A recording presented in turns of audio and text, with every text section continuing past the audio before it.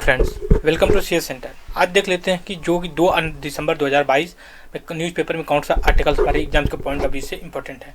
सबसे पहले देखिए, ये जो G20 को लेकर के है आर्टिकल्स, राइट। G20 आप सभी को पता है कि हम 1 दिसंबर को, ठीक है, 1 दिसंबर 2022 से लेकर के 30 नवंबर 2023 तक हम G20 का जो कि एज ए प्रेसिडेंट के रूप में काम करेंगे। तो उसमें यही आया हुआ है कि जो प्रेसिडेंट इंडिया मतलब का कहना है कि ग्लोबल साउथ, सबसे पहले ग्लोबल साउथ का मतलब वो कंट्री जो डेवलपिंग है, डेवलपिंग या लिस्ट डेवलप्ड कंट्री है, राइट।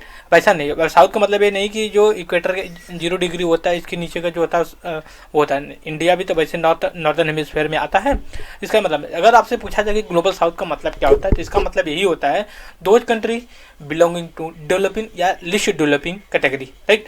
इनफैक्ट चाइना भी इसका पार्ट आएगा साउथ, ग्लोबल साउथ का। नेक्स्ट आर्टिकल देख लेते हैं। यहाँ पे देखिए, अब stream in the south service sector हमें पता है। तो उसके बाद जो कि एसएमई और एक्सपोर्ट एक्सपोर्ट मैन्युफैक्चर। सबसे पहले देखिए कि सेक्टर कितने होते हैं। अगर हम क्या बोलते हैं इंडस्ट्री में अगर सेक्टर की बात करें, देखिए 3 सेक्टर मोस्टली डिवाइड होते हैं। एक एग्रीकल्चर, जिसको हम प्राइमरी सेक्टर बोलते हैं। दूसरी सेकेंडरी सेक्टर बोलते हैं, जहाँ पे हम मैन्युफैक्चर करते हैं। और टेरिटरी मतलब तीसरी जो एक कैटेगरी होती है इंडस्ट्री की, उसको हम कहते हैं सर्विस सेक्टर। इंडिया में क्या है कि service sector more than 50% in the GDP में कंट्रीब्यूट करता है।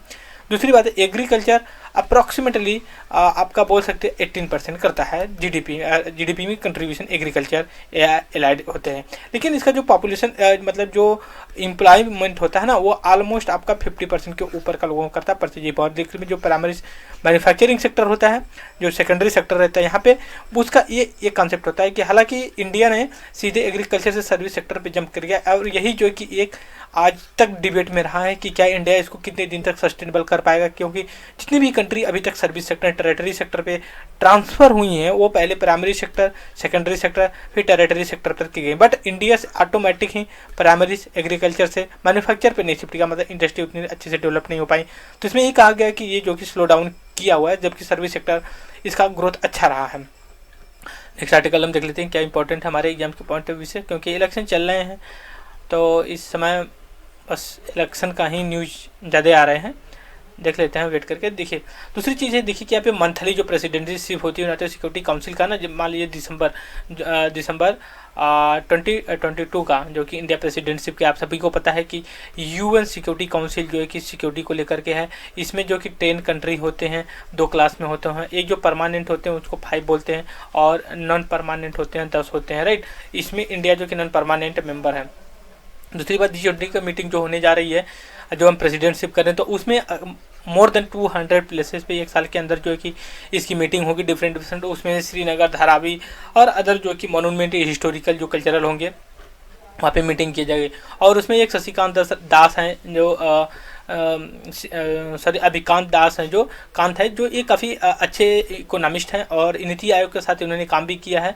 और इनका ये कहना है कि as a G20 president India Modi will setting world agenda, मतलब वर्ल्ड में क्या क्या चैलेंजेस इंडिया के लिए भी जो ये चैलेंजेस होगा। दूसरी चीज़ है, यहाँ पे देख सकते हैं MP ने एक पैनल को फॉर्म किया जिसे यूनिफॉर्म सिविल कोड UCCC को इस्टेब्लिश इम्प्लीमेंट करने के लिए उसका रिव्यू करेगी। ये जो कि under article 44 of the constitution of India के अंतर्गत आता है। ये कहा जाता है कि ये लॉ होना चाहिए सभी रिलीजियस कम्युनिटी, मिनॉरिटी, मेजॉरिटी को रेगुलेट करने के लिए।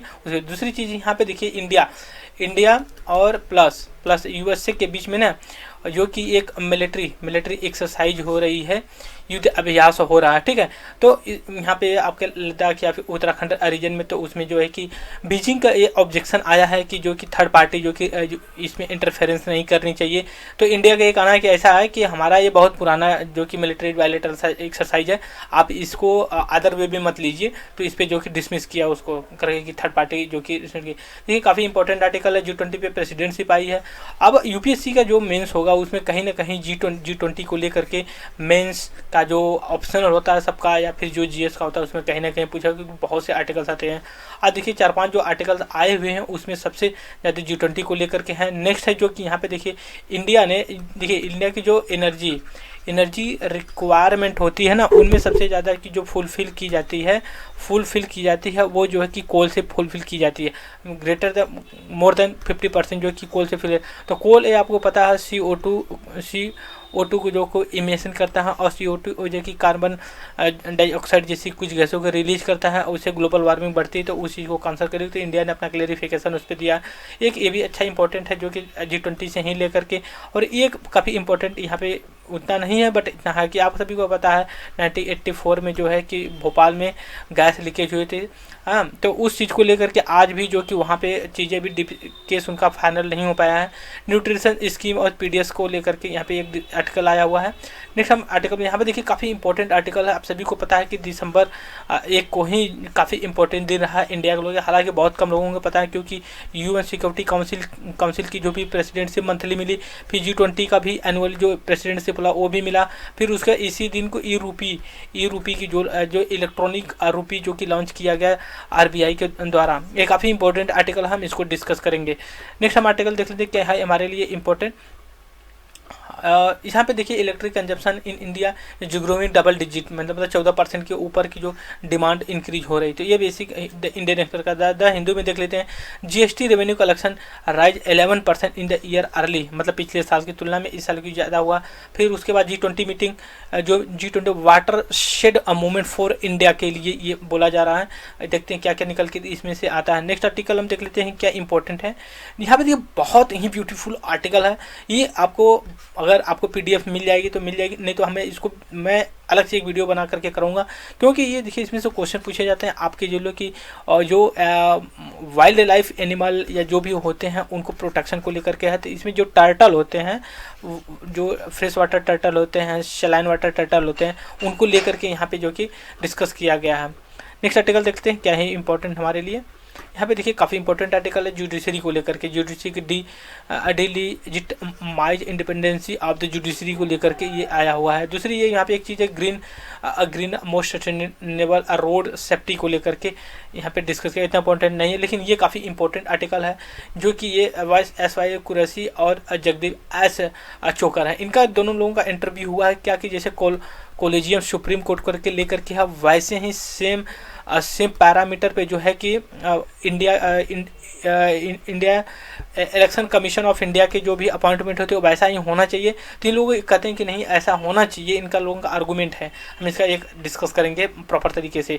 नेक्स्ट हम आर्टिकल देखते हैं क्या इंपॉर्टेंट है। यहाँ पे देखिए G20 का हुआ है, तो एट प्रेजेंट टाइम में एक्सटर्नल मिनिस्टर जयशंकर ने अपना कॉमेंट दिया है जो president unparalleled a crucial responsibility. देखिए अगर बिग पावर होती है ना तो उसके पास बिग जो है कि रिस्पॉन्सिबिलिटी भी होती है, राइट। तो इसी वजह से जितना बड़ा पोस्ट है उतनी बड़ी रिस्पॉन्सिबिलिटी बढ़ती है। अगर इंडिया जो कि G20 का प्रेसिडेंटशिप कर रहा है तो उसके लिए एक काफ़ी चैलेंजेस भी होगा और प्राउड का भी बात होगा।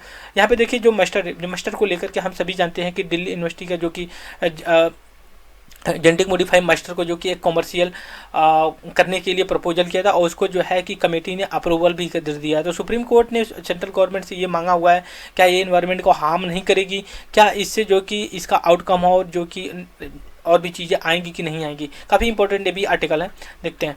नेक्स्ट हमारे आर्टिकल्स में देख लेते हैं यहाँ पे इंपॉर्टेंट क्या है। देखिए डेप्ट टॉक, यहाँ पे देखिए डेप्ट टॉक है श्रीलंका और चाइना। अब चाइना की इस पॉलिसी को आप कर सकते हैं डेप्ट डिप्लोमेसी बोली जाती है, डिप्लोमेसी इन चाइना की बोली जाती है। इसमें क्या करता है कि जैसे मान लीजिए श्रीलंका था, श्रीलंका ने कोई लोन चाहिए होता तो चाइना ने कहा कि ठीक है हम आपको लोन देते हैं, ठीक है लोन दे दिया। अब उसमें क्या हुआ कि इतना लोन हो गया श्रीलंका के ऊपर कि वो रिटर्न नहीं कर पाया। तो अब इसमें क्या किया चाइना ने कहा कि अच्छा ठीक है कोई बात नहीं आप रिटर्न मत करिए, आप जो आपका पोर्ट है ना जो एक यहाँ पे अम्बलटोटा बोलता है, ठीक है आप उस पोर्ट को हमें कुछ ईयर के लिए लीज पे दे दीजिए और हम फिर देख लेंगे लोन का क्या हुआ। तो वो लीज पे देते हैं। तो वो क्या करते हैं चाइनीज़ की उनको जो कि एक लोन का फाइनेंस का लालच देते हैं और उससे एक ऐसा सिचुएशन क्रिएट हो जाता है किसी कंट्री में कि वो रिटर्न नहीं कर पाते हैं उसको। जैसे पहले क्या होता था, पहले ज़माने में इंडिया में क्या होते थे जो जमीनिया लोग होते हैं शाहूकार लोग होते हैं वो क्या करते थे फार्मर को जो ना कि लोन दे देते थे और वो ब्याज पे ब्याज कंपाउंड इंटरेस्ट पे लगाते जाते थे। एक समय ऐसा आता था